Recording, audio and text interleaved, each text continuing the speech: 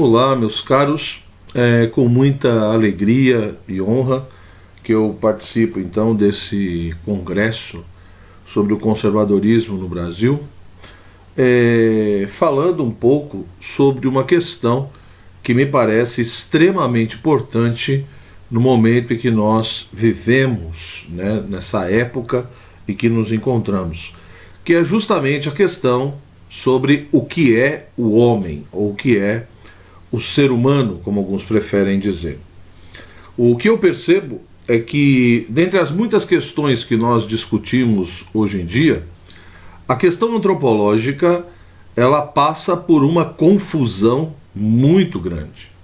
Eu diria que o primeiro desafio, ou o primeiro grande desafio da questão da antropologia é justamente o que alguns autores chamam de reducionismo antropológico. E o que seria o reducionismo antropológico? Seria você analisar a realidade humana ou pegar o fenômeno humano a partir apenas de um ponto, de um aspecto, e reduzir o ser humano apenas àquilo.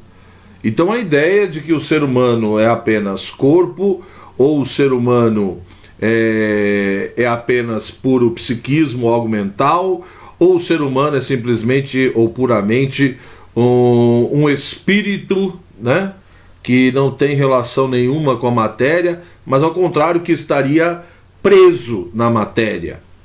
E tantas outras concepções. Então, o reducionismo, ele não digamos assim, quando nós pensamos do ponto de vista metodológico, ele não é necessariamente ruim. Então eu posso, por exemplo, alguns autores também chamam a atenção para isso, quando você usa uma metodologia científica, quando você usa o método científico para poder analisar o ser humano a partir de um aspecto, né, ou analisar uma parte ali da realidade humana, você está fazendo um tipo de reducionismo.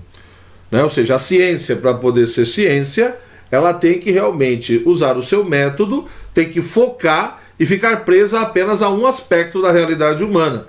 Ela não tem a pretensão de explicar essa realidade humana no seu todo. Né? Agora, quando é que de fato o reducionismo antropológico se torna um grande problema?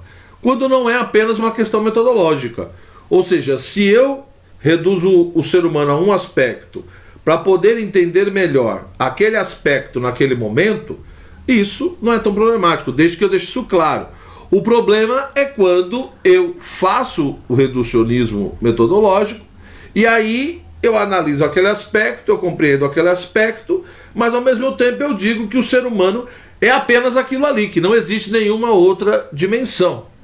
Então, de fato, quando nós paramos para pensar na realidade humana, enfim, quando o ser humano passa a pensar, né, sobre a sua própria realidade, sobre si mesmo, isso é uma grande característica da própria espécie humana, essa capacidade de voltar-se sobre si mesmo, de refletir sobre a sua condição, sobre a sua realidade, né, isso é próprio de nós, e quando nós fazemos isso, nós percebemos que responder a pergunta o que é o homem não é uma coisa tão simples, tão óbvia, tão evidente assim, mas que acaba requerendo, né, digamos, uma certa articulação, uma certa paciência de levar em consideração várias dimensões da existência humana.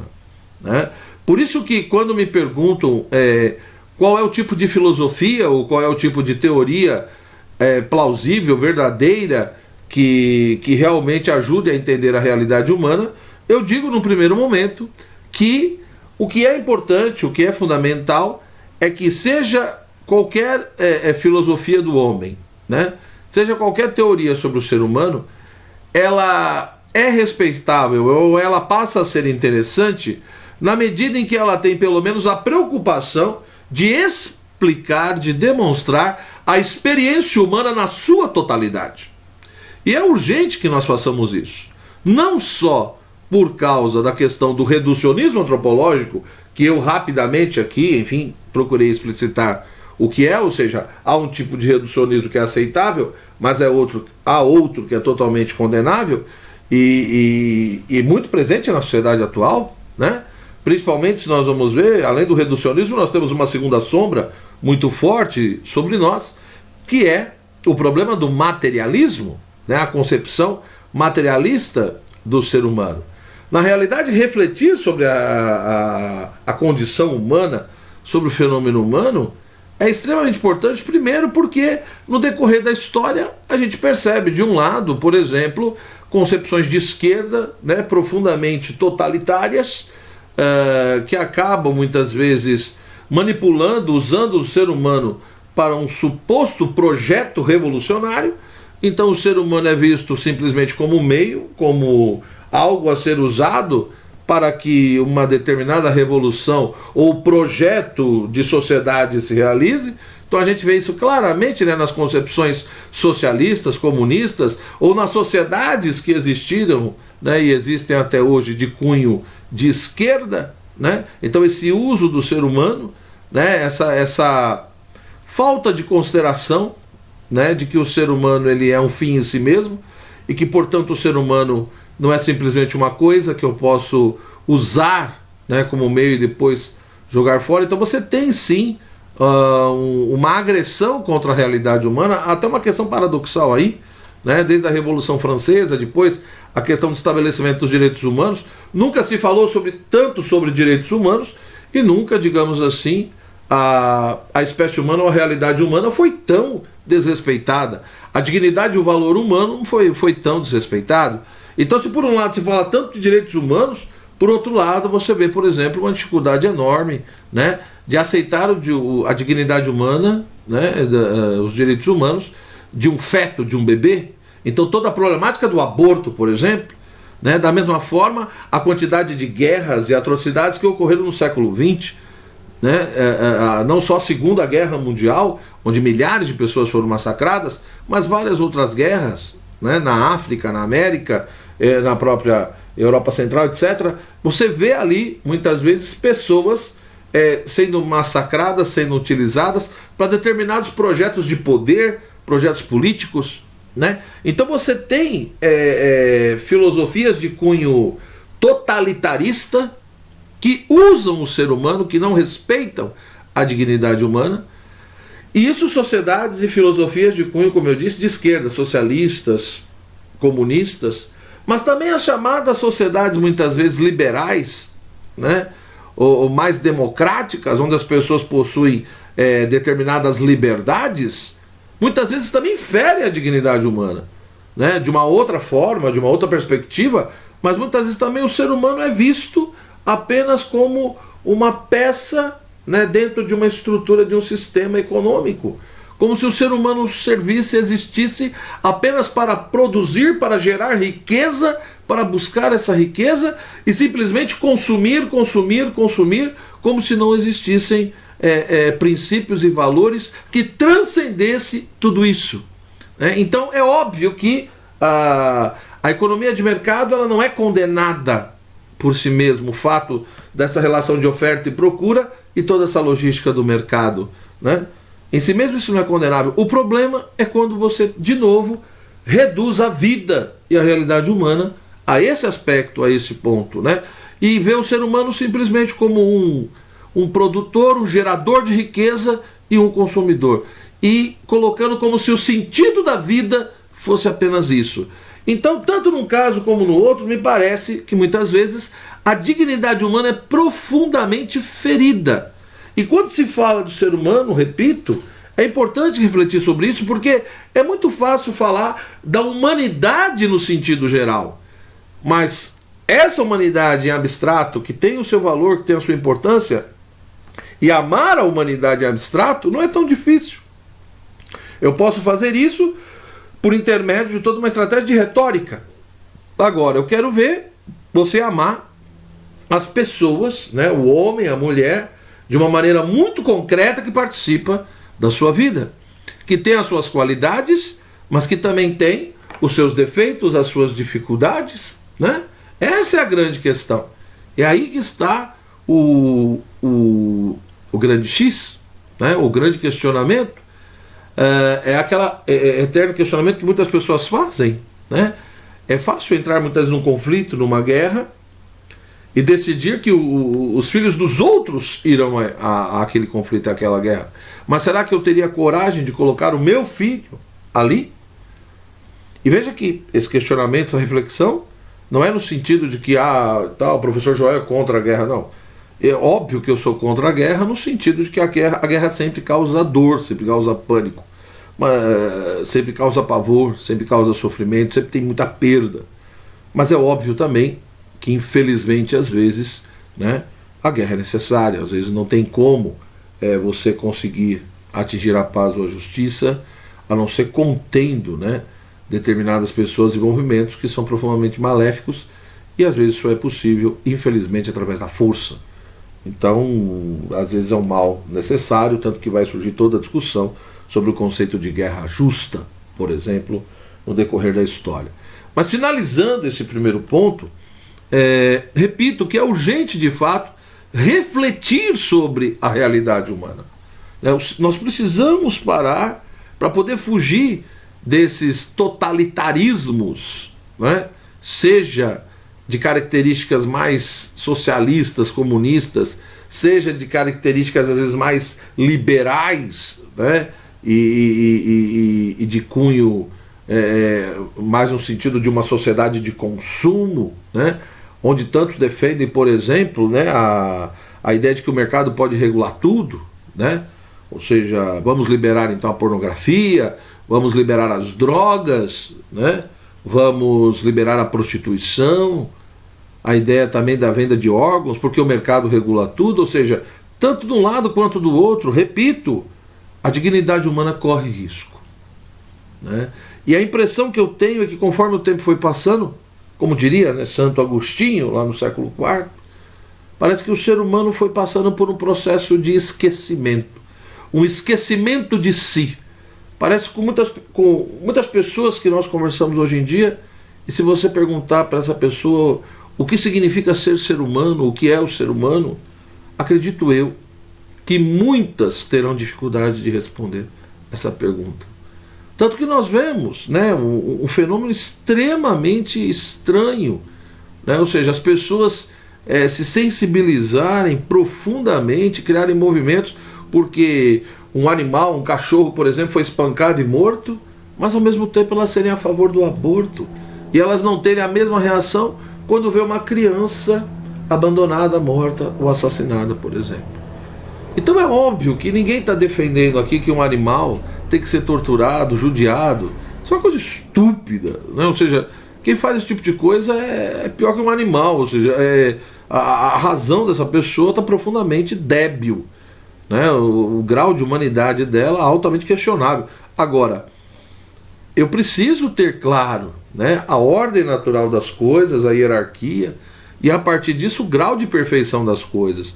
Então, por mais que eu ame um cachorro, por mais que eu defenda esse respeito ao animal, por mais que não seja certo torturar, judiar, né, dar paulada na cabeça do cachorro, óbvio que tudo isso é errado. E uma pessoa que faz isso, evidentemente, ela tem que ser punida de acordo com a lei.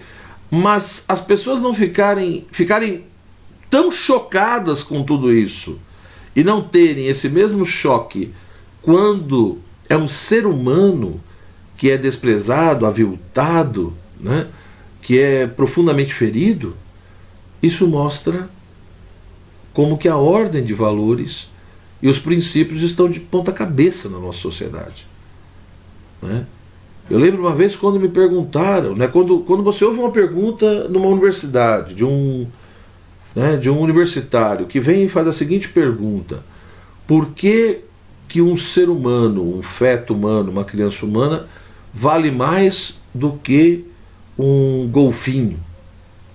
Vale mais do que um filhote de tartaruga, né? Então, quando a pessoa não consegue perceber mais o valor intrínseco, a dignidade intrínseca das coisas, de acordo com o grau de perfeição dessas coisas, é porque realmente nós estamos vivendo uma confusão generalizada. E eu diria, repito, que é importante voltar a refletir sobre quem é o ser humano, para nós descobrirmos o verdadeiro valor do ser humano, qual é o seu lugar no mundo, qual é a sua missão, e ao mesmo tempo que a gente possa superar um pouco esse esquecimento de si que foi, parece que atingindo, né, o homem moderno, o homem contemporâneo, onde a maioria das pessoas não conseguem mais perceber isso. E me parece que o primeiro passo que nós devemos dar, e não só eu, né, ou seja, eu estudo e trabalho com antropologia já faz alguns anos, né, mais ou menos em torno de 20 anos, que eu leciono a parte de antropologia filosófica e também um pouco de antropologia teológica no contexto cristão católico, eu percebo que de fato nós devemos partir daquilo que se apresenta primeiro a nós. É por isso que muitos autores vão dizer que no fundo, a primeira coisa que se apresenta a nós nesse contexto da realidade humana é justamente o que? A nossa corporeidade. Ou seja, negar que o ser humano é algo corpóreo é uma coisa que não tem sentido, né? Ou seja, se você está me vendo, se você está me ouvindo, as pessoas que você encontra na rua, né, essa constatação de que eu tenho outro ali, etc., é justamente devido à sua corporeidade. Ou seja, é por intermédio da corporeidade que você está presente aí, no tempo e no espaço. E justamente porque você está presente no tempo e no espaço, no primeiro momento, como qualquer outra coisa, como uma pedra, como uma planta, como um cachorro, que você pode ser percebido e apreendido pelo outro. Então você tem uma corporeidade, devido a essa corporeidade você tem, né, toda a sua estrutura física, sensível, os seus órgãos sensoriais, os seus sentidos, etc. E tudo isso te coloca na realidade, tudo isso possibilita que os outros te vejam, te percebam, né, te sintam, te apreendam pelos sentidos, e da mesma forma, né, que você também aprende as outras coisas, porque você tem essas capacidades ligadas ao seu corpo. Então a corporeidade, digamos que é essa primeira dimensão da realidade humana que se manifesta a nós, né? Então eu não tenho como negar que eu sou um ser corpóreo, eu não tenho como negar que eu sou um corpo, né? Agora, uma outra discussão, uma outra questão é se o ser humano é apenas um corpo. Aí volta já a discussão do reducionismo antropológico que eu chamava atenção antes. Ou seja, o ser humano é apenas um corpo? O ser humano, ele é uma realidade apenas fisiológica ou bioquímica? O ser humano se reduz apenas a essa dimensão sensível, física e biológica? Ele é apenas isso? Aí é uma outra discussão, né? E uma segunda questão que nós também podemos e devemos colocar, quando nós falamos que o ser humano é um corpo, que ele tem essa corporeidade, a dimensão corpórea faz parte do nosso ser, da nossa essência, não existe ser humano sem corporeidade, então eu também tenho que perguntar, o que significa o corpo humano? O que é o corpo humano? O corpo humano é igual aos outros corpos? E nós vamos ver que não. Ou seja, quando você observa a si mesmo e os outros, né, essa realidade, ou seja, cada ser humano, seja homem ou mulher, nós vamos ver que o ser humano, nessa sua corporeidade, é como se ele já manifestasse ali um certo eu, né? Uma certa identidade, ou seja, na sua corporeidade, o ser humano já expressa o modo de ser. Então ele não só ele é ali, ele não só está no mundo, né? Ele não só está presente na realidade, no tempo, no espaço, como a pedra ou o cachorro, mas ele ao mesmo tempo ele se coloca numa presença intencional, ou seja, pelo nosso corpo, pelo nosso modo de gesticular, de falar, de se vestir, nós já mostramos que nós temos uma identidade, né? O modo como a gente se coloca no mundo já mostra uma intencionalidade, né? Alguns autores chegam ao ponto de dizer que no fundo o que existe ali já é um tipo de eu corporal, né? Há um eu corporal, mostrando, portanto, que ali já há um modo particular de ser, né? Os alemães, no contexto da fenomenologia do Husserl, por exemplo, alguns fazem a distinção entre o Körper e o Leben, né? São duas expressões para falar do corpo humano. Ora, o Körper, né, que seria o primeiro tipo de corpo, ele é justamente o quê? É o corpo no sentido físico. É o corpo que está aí no mundo, né? Ou seja, é um simples objeto, como qualquer outro objeto, né? Então nós teríamos, no caso do Cooper, você teria uma consideração puramente externa desse corpo humano, que poderia ser analisado e conceituado pela biologia, por exemplo. Então isso é o Cooper. Quando nós pensamos no Leib, aí já é outra coisa, né? O Leib, ele não ressalta apenas o aspecto físico ou o aspecto externo, essa presença simplesmente objetiva na realidade, né? Mas o Leib quer dizer esse corpo real que é meu, enquanto justamente é experimentado pelo próprio sujeito que o tem, né? Ou seja, o Cooper o Leib já é essa expressão direta da identidade desse sujeito. Portanto, é a ideia de corpo próprio, né? Ou seja, essa consciência de que esse é o meu corpo que é distinto do seu. E essa ideia de que é o meu corpo que é distinto do seu significa que eu já tenho uma identidade, uma particularidade, um modo de ser, e que já expressa, de uma certa maneira, toda uma intencionalidade, uma subjetividade, um modo de se colocar na realidade, né? Então isso mostra então que o corpo humano, ele é diferente, ele é distinto dos outros corpos. E por que ele é distinto? Porque quando você pensa numa mesa, uma mesa é um corpo. Esses livros que estão aqui atrás de mim, essa estante, é um corpo, porque está presente no tempo e no espaço. Mas não é um corpo humano. E por que não é um corpo humano? Porque justamente não é experimentado pelo próprio sujeito. Um livro não se auto-experimenta, né? Não tem uma experiência de si mesmo. A mesa não tem uma experiência de si mesma. Ela não expressa nenhum tipo de intencionalidade, né? De modo de ser. E quando nós continuamos essa análise, essa observação, nós vemos que esse próprio modo de ser, essa própria corporeidade, intimamente unido a ela e ligado a ela, também mostra o quê? Que o ser humano tem essa dimensão corpórea, ele tem essa corporeidade, ele tem esse corpo próprio, né? E nessa própria corporeidade, a partir dessa intencionalidade que eu falei, já vai se manifestando também toda uma subjetividade, né? Todo um modo particular de ser, de conhecer. E aí a gente percebe o quê? A dimensão psíquica do ser humano. Ou seja, além da corporeidade, e profundamente unida a essa corporeidade, nós temos o psiquismo do ser humano. Nós temos a sua mente, né, com a sua inteligência, com a sua vontade, com a sua memória, com a sua imaginação, que está intimamente ligada a essa dimensão corpórea, sensível, física. Por quê? Porque como uma grande tradição vai nos ensinar, né, desde Aristóteles, Santo Tomás e tantos outros, Santo Agostinho, etc., há uma unidade no ser humano, né? Mesmo em Platão, dependendo da leitura que nós fazemos em Platão, nós vamos perceber ali também uma certa relação, como Platão pensa a relação entre corpo e alma, por exemplo.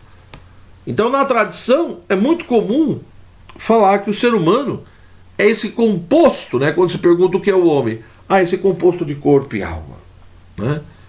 Eu evitei no primeiro momento ir por aí, né? Mas usar uma linguagem que é própria mais da nossa época, ou seja, no fundo, dentro do contexto moderno contemporâneo, há uma tendência sempre do que? Vamos partir daquilo que é mais fácil de ser aprendido por nós. E a corporeidade é aquilo que se apresenta primeiro.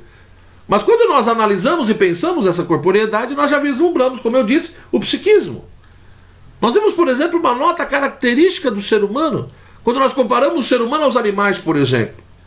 E o que você vê nessa nota característica, nesse contexto, né, de uma corporeidade profundamente unida a uma capacidade psíquica?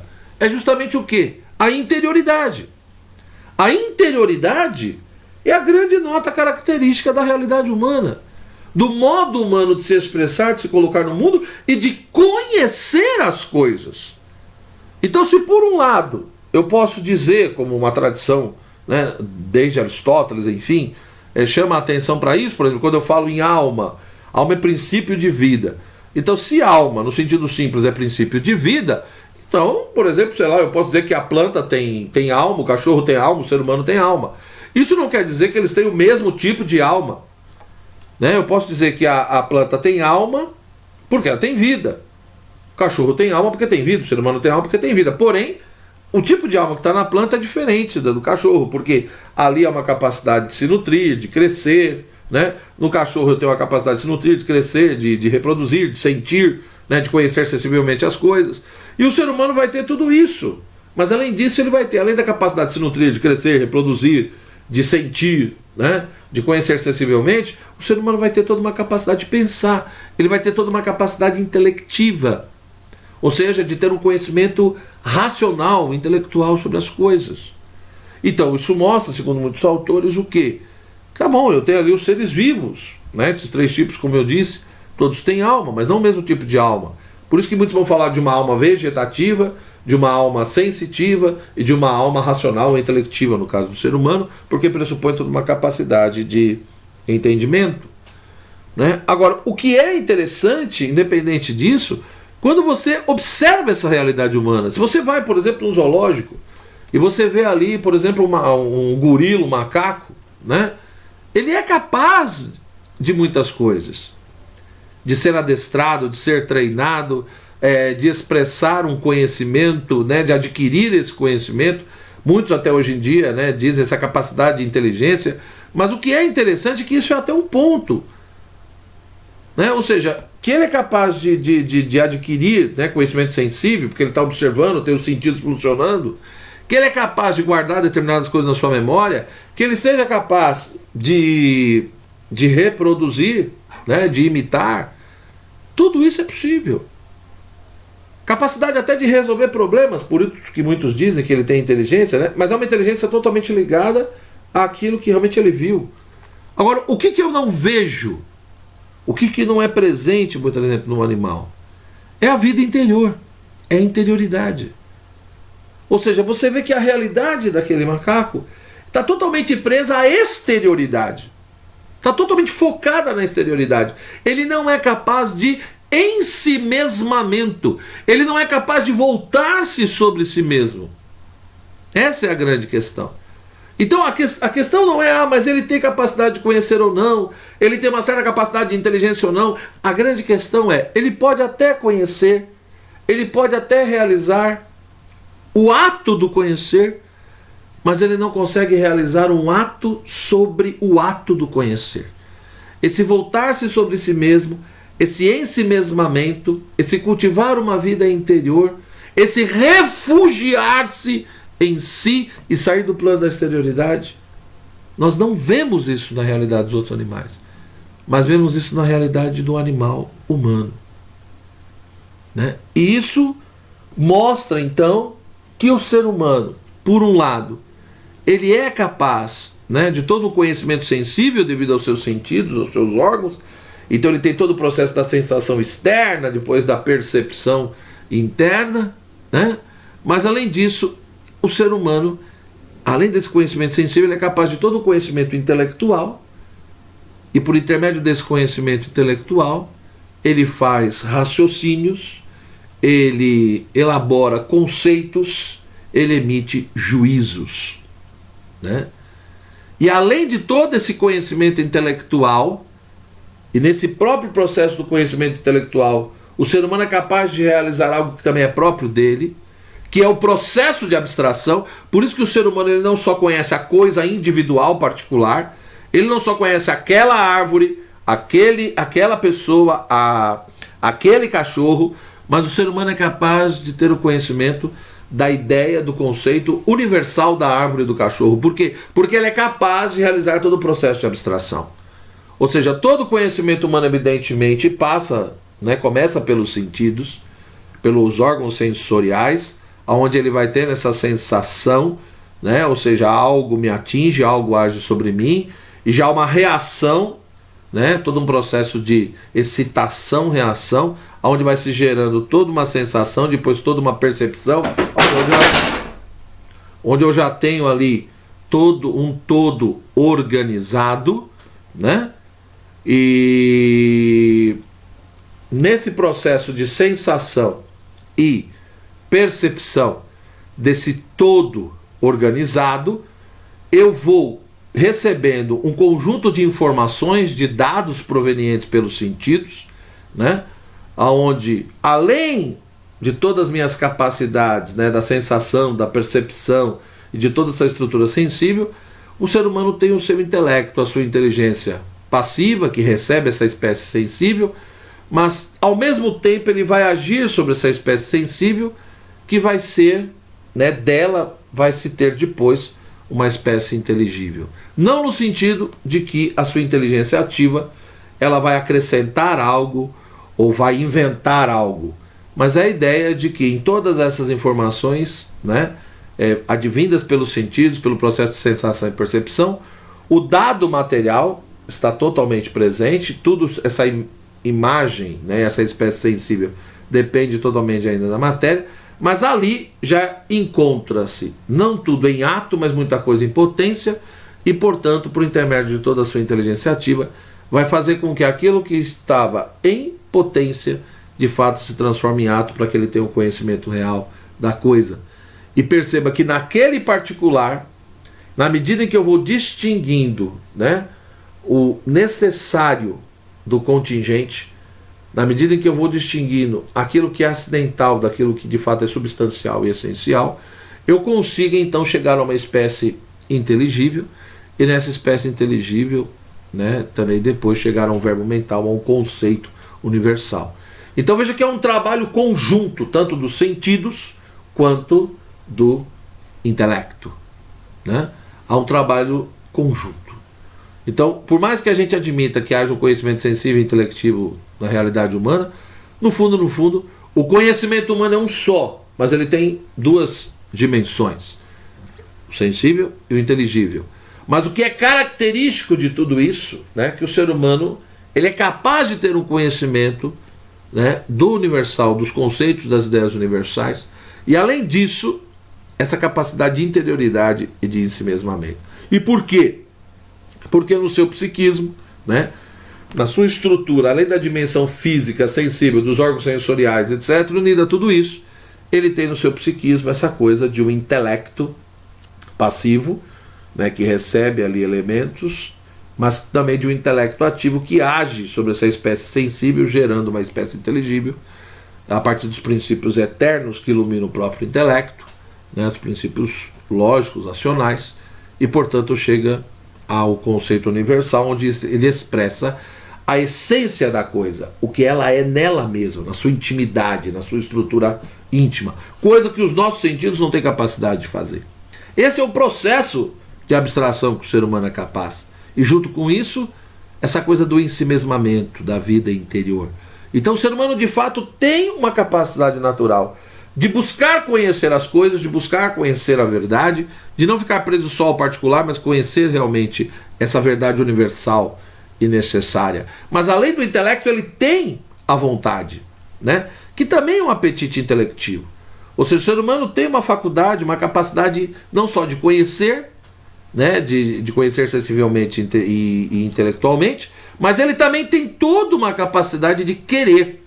A vontade também é uma faculdade de realizar atos volitivos, né? Atos conscientes, livres, deliberados ou não, mas há uma íntima relação da vontade e da inteligência. Por isso que muitos autores vão definir a vontade como um apetite intelectual. Por quê? Porque essa tendência, né, de ver a vontade como algo que trabalha, uma faculdade que trabalha intimamente ligada à inteligência. Então, se a vontade é um apetite intelectual, é a ideia de que a tendência da nossa vontade é querer o bem, mas qual bem? Aquele bem que é conhecido e apresentado pela inteligência, né? Ora, dentro de todo esse contexto, o que nós vamos percebendo? Que pela corporeidade, o ser humano, de fato, ele vai estabelecendo uma relação de objetividade com o mundo, né? Ele está na realidade, mas ao mesmo tempo, além dessa presença natural, ele vai ter uma maneira humana e muito pessoal de se colocar no mundo. Daí que vai surgindo muitas vezes a própria ideia do mundo da cultura, né? Ou seja, o ser humano vai intervindo na realidade e vai criando o mundo próprio, com o seu psiquismo. Ele vai estabelecendo uma relação com o outro, né? Então ele não só se relaciona, está no mundo, se relaciona com o mundo, mas vai estabelecendo uma relação de intersubjetividade, né? Onde ele não só é um sujeito, mas ele também vai apreendendo outros sujeitos, a vida em sociedade, o encontro com o outro, né? As relações interpessoais, a questão da intersubjetividade vai se colocando, a figura do outro vai se colocando. E até aí me parece que no mundo moderno e contemporâneo, enfim, vários autores, cada um ao seu modo, aceitam essas ideias. O problema começa a partir daqui, né? Alguns talvez vão questionar essa coisa do conhecimento, principalmente porque muitos vão defender uma certa postura cética, né? Existe essa sombra do ceticismo muitas vezes na história do pensamento humano, né? Essa coisa do ceticismo entendido como... porque é difícil falar de ceticismo também, porque nós não temos um fundador de uma escola cética ou apenas uma linha do ceticismo, né? Existem várias expressões do pensamento cético no decorrer da história, desde o mundo antigo até o presente. Mas eu diria que quando se fala em cético é aquela ideia de postura de dúvida, né? Se a verdade existe ou não, ou mesmo que ela exista, se o ser humano tem capacidade de conhecê-la.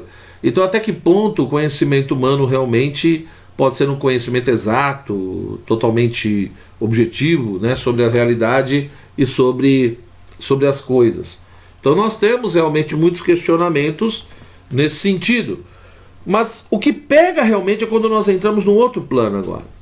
Porque além dessa corporeidade profundamente unida ao psiquismo, né, e a esse modo do ser humano vivenciar as coisas, ou seja, essa maneira do ser humano viver, do ser humano conhecer, né, essa capacidade de ensimesmamento, o conhecimento não só sensível, mas intelectivo, mas além disso o ser humano não tem só instintos e desejos e impulsos, mas o ser humano tem uma faculdade própria chamada vontade, que é um apetite intelectual. Portanto, eu não posso confundir vontade simplesmente com um mero ímpeto, desejo ou uma inclinação, né, uma tendência. A vontade, de fato, pressupõe um ato consciente, livre, que pode ser deliberado ou não, né? Então, a vontade é uma faculdade que me permite realizar atos, né, conscientes e livres, de ir em direção àquele objeto que a minha inteligência me apresenta como um bem, né? Então o ser humano é capaz não só de conhecimento sensível, mas também conhecimento intelectual, e ele não é só capaz de conhecer as coisas, a verdade, mas também de ver isso como um bem e, portanto, de querer e de lutar para buscar esse bem, ou de se afastar se ver aquilo como o mal, né? Então ele é capaz de querer ou não, de fazer escolhas, de tomar decisões, né? E aí entra a dimensão da própria questão da liberdade. Ou seja, o ser humano que é capaz de ter uma liberdade física de ir e vir, né, de uma liberdade de pensamento, de expressão, mas a grande questão é a liberdade moral, que não é simplesmente fazer o que eu quero, mas a liberdade moral é justamente quando eu consigo conhecer a verdade, né, e essa verdade se apresenta como um bem a ser querido, a ser buscado, e eu aceito aquilo. Então o que é a liberdade moral? É a capacidade não só de conhecer o bem, mas de querer o bem e de fazê-lo. Então, portanto, do ponto de vista moral, eu sou livre.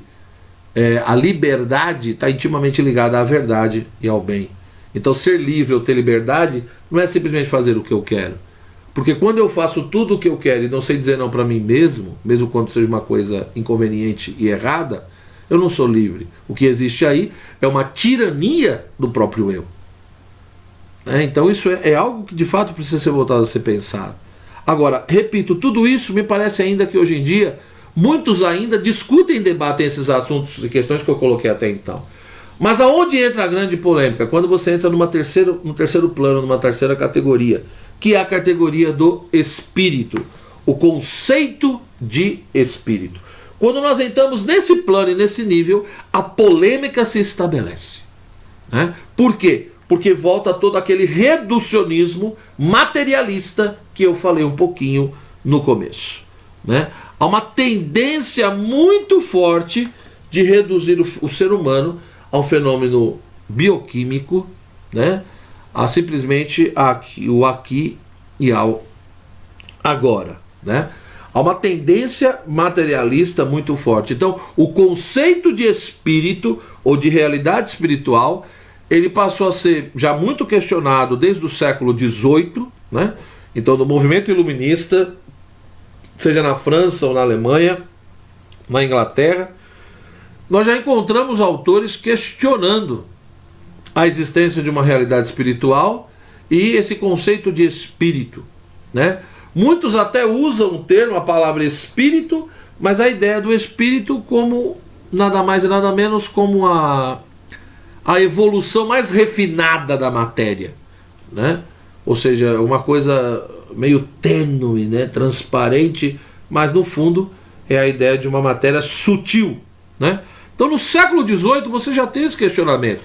E depois a negação da existência do espírito vai ser cada vez mais intensa, procurando, né, reduzir a vida humana, não só a questão da corporeidade, mas principalmente a questão do psiquismo, né, todo o processo da mente, da consciência, né, da inteligência, da vontade, como também da memória, enfim, da imaginação, colocando tudo isso apenas como uma questão de funcionamento do cérebro, na medida em que você conhece o cérebro humano, né, e todas as redes neurais, etc., e todas as dimensões do cérebro, as suas partes, esse conceito de espírito desapareceria. E é lógico que, junto com esse conceito de espírito, né, e desaparecendo esse conceito, você reduz o ser humano a uma realidade material e a grande consequência é que você chega à conclusão, então, de que a realidade humana ela não tem nenhum tipo de espiritualidade e, portanto, de transcendência no sentido religioso, no sentido teocêntrico.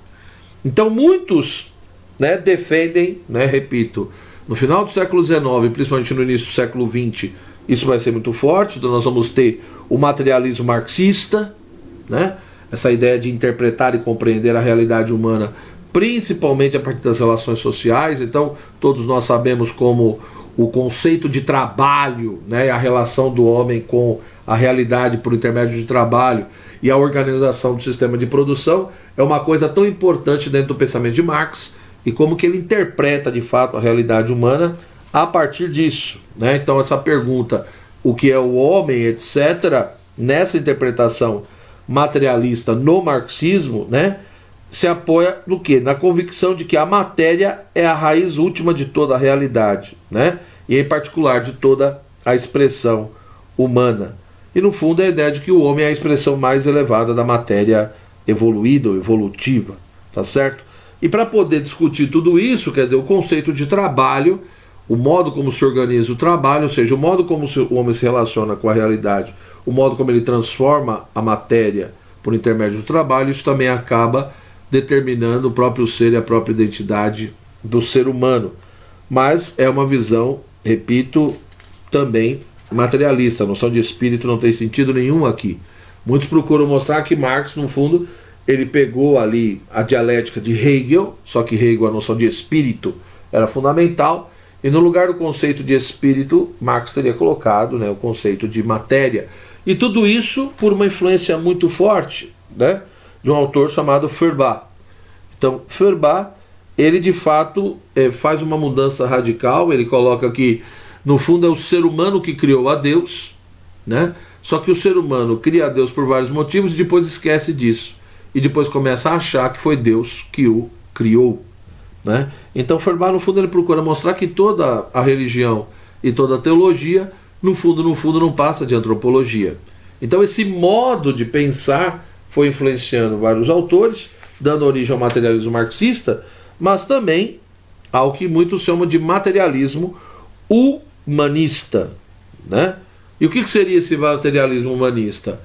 Ele, no meu entendimento, é mais sutil, mais delicado. Por quê? Porque defende os chamados valores humanos, né? Eu tenho ali os valores humanos, a defesa da dignidade humana, né? Essa defesa do ser humano propriamente dito, mas ao mesmo tempo entende-se que para se defender o ser humano e esses valores humanos é necessário então reconhecer que esses valores se reduzem muitas vezes a valores meramente materiais, a bens materiais. Então eu tenho os bens materiais, eu tenho os valores materiais que serviriam para a realização de um certo ideal, de justiça, de liberdade, de fraternidade, né? Essa ideia de humanização do homem pelo homem. A ideia de que o ser humano não precisa de nenhum tipo de ajuda que seja divina ou sagrada, né? O sentido do homem, da própria vida, é estabelecido pelo próprio homem, dentro do homem, ou seja, é no horizonte humano que eu resolvo os problemas humanos, né? O mesmo homem é fundamentalmente capaz de criar os seus valores humanos partindo simplesmente de uma base material. Esse é o materialismo humanista, né?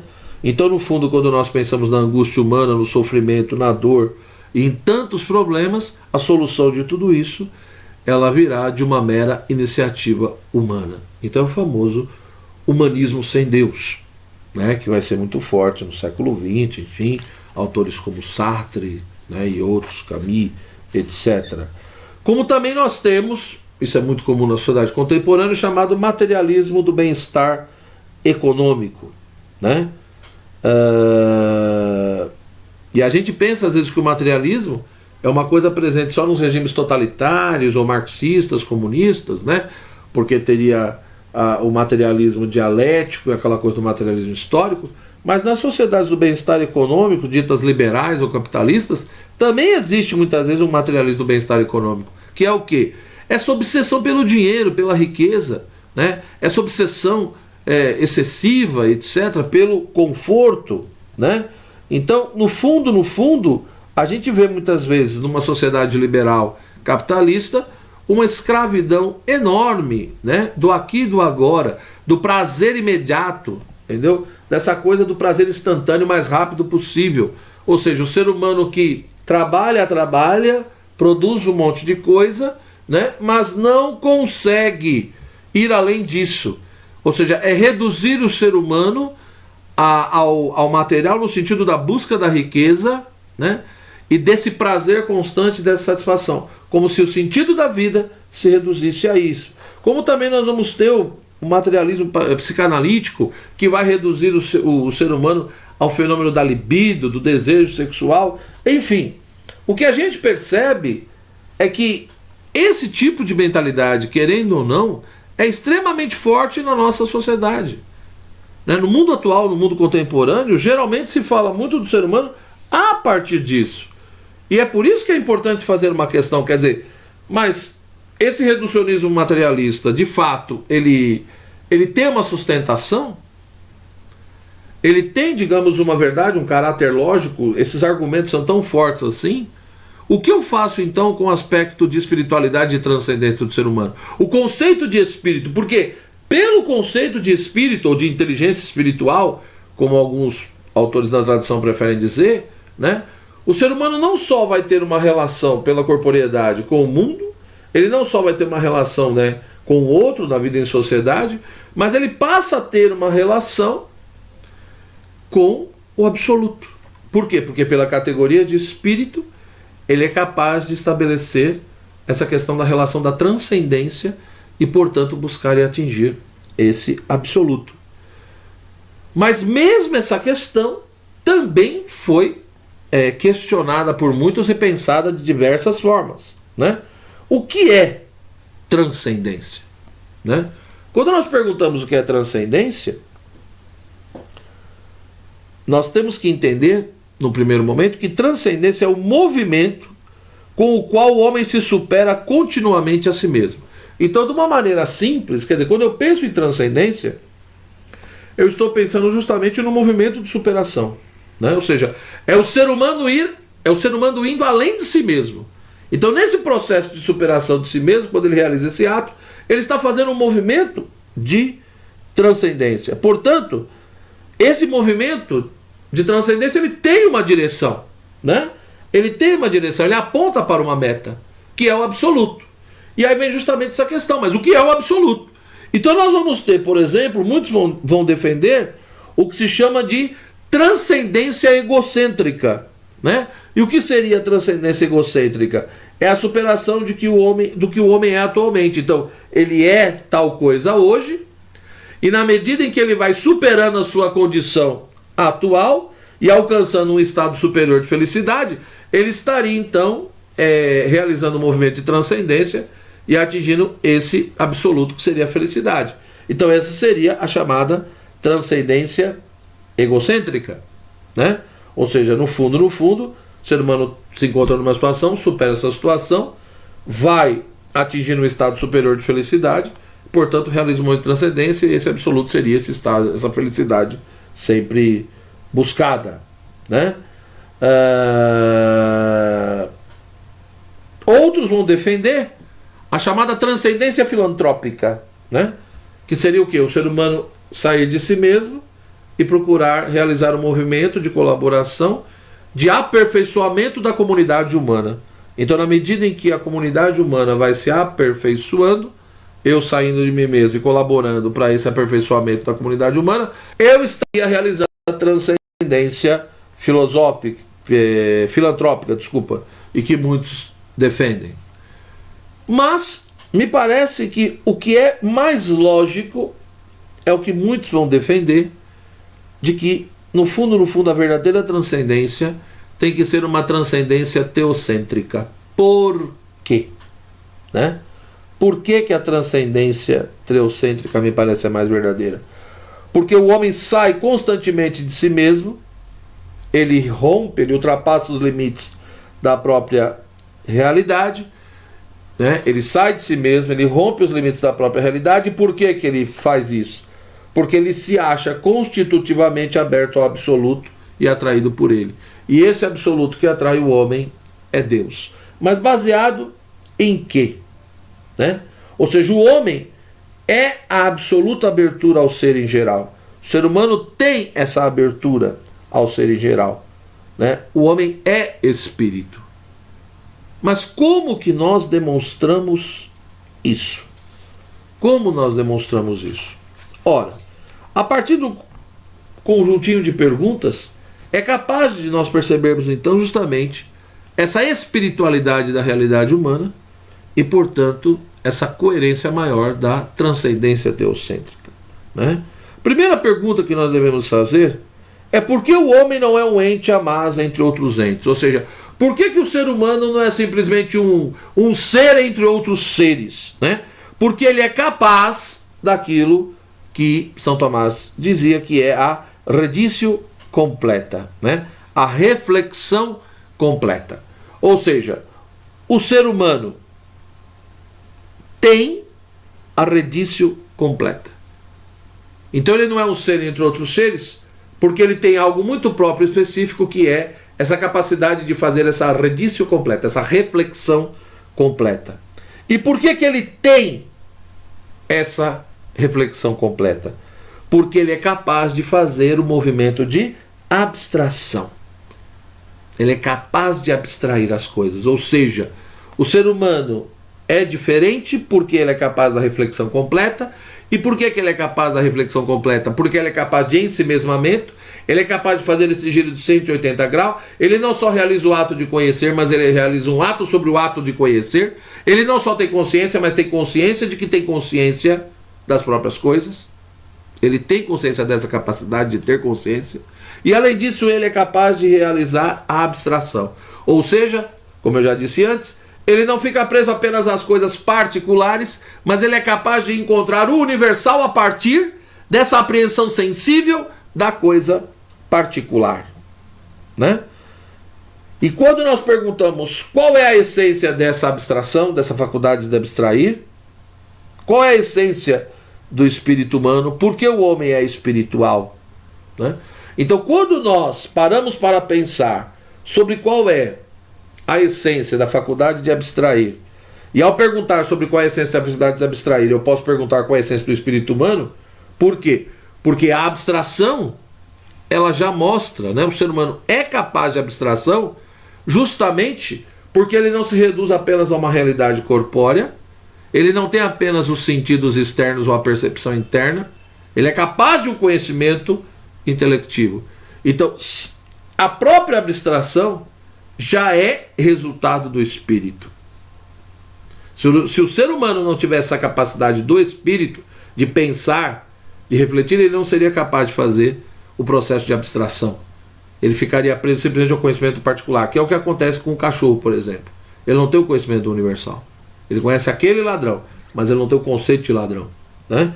Então, se a faculdade de abstrair, né, ela está intimamente ligada e é uma obra do espírito, então quando eu pergunto qual é a capacidade de abstração, eu também posso perguntar qual é a essência, né? Quando eu pergunto qual é a essência da faculdade de abstrair, eu posso perguntar qual é a essência do espírito humano. E ao mesmo tempo, por que o ser humano é um ser espiritual? E por que ele é um ser espiritual? Porque ele capta o limitado, mas ele capta esse limitado no horizonte do ilimitado, ou seja, a partir da abertura do ser. Então ele não só capta o limitado, por exemplo, uma árvore, ele capta essa árvore que é limitado, mas a partir do horizonte do ilimitado, de uma abertura maior, e portanto ele consegue conhecer essa coisa nela mesma e chegar a um universal e não apenas aquela coisa particular. Mas o que é esta abertura ao ser, né? Ora, esta abertura é uma estrutura própria da natureza do espírito humano, pela qual este se move sempre para o ilimitado. Então ele capta o limitado no horizonte do limitado porque ele tem essa abertura. E essa abertura é algo próprio da natureza humana. Essa abertura é algo inerente, algo intrínseco à natureza do espírito humano, mostrando que ele tem relação com o limitado, mas ele capta e procura compreender esse limitado a partir do ilimitado. E qual é o objeto desta abertura?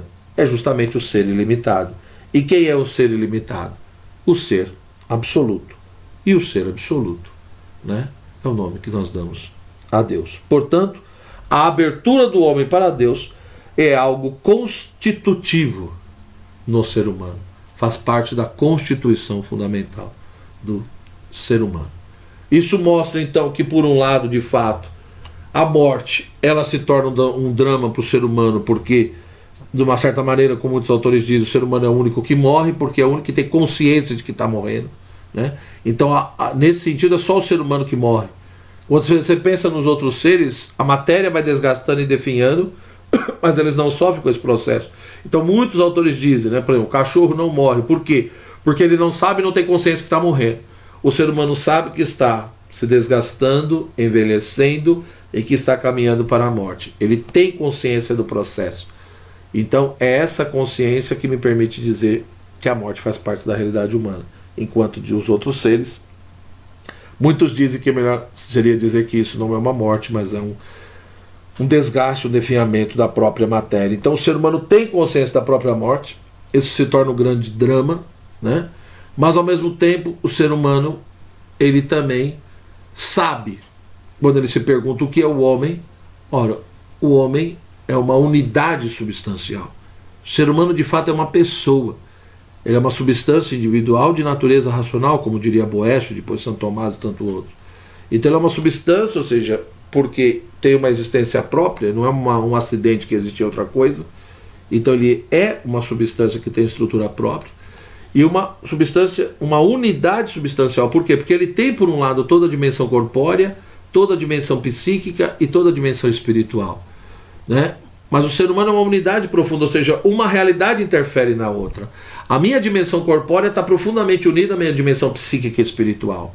A psíquica está unida à corpórea e à espiritual, e a espiritual está unida a outras duas.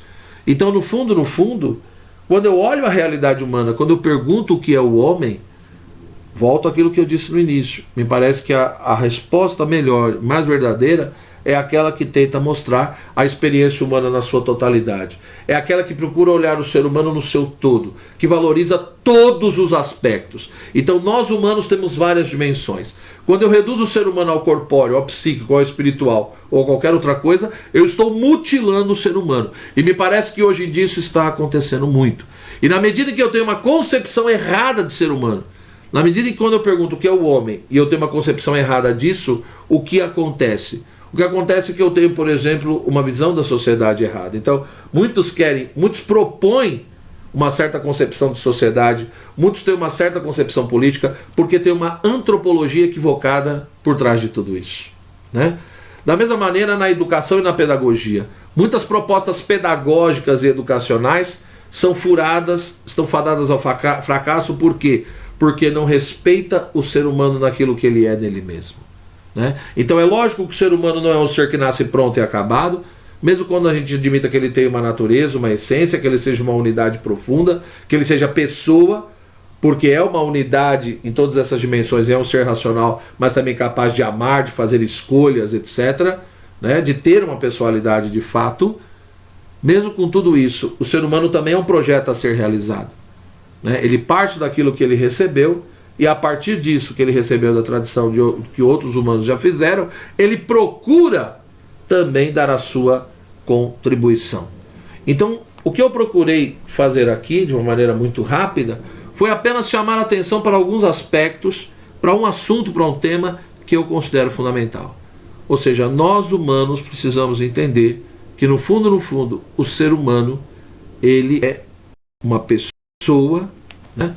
É alguém que tem várias dimensões, e essas dimensões estão profundamente unidas e articuladas, e o ser humano, para poder se sentir feliz e realizado, ele precisa então buscar desenvolver todos os aspectos e dimensões do seu ser e da sua vida, né? Nós somos corpo, psiquismo e espírito, tudo ao mesmo tempo. E essa unidade profunda é extremamente importante nós conhecermos e reconhecermos, para que a gente busque a realização das pessoas e a realização nossa enquanto seres humanos, né?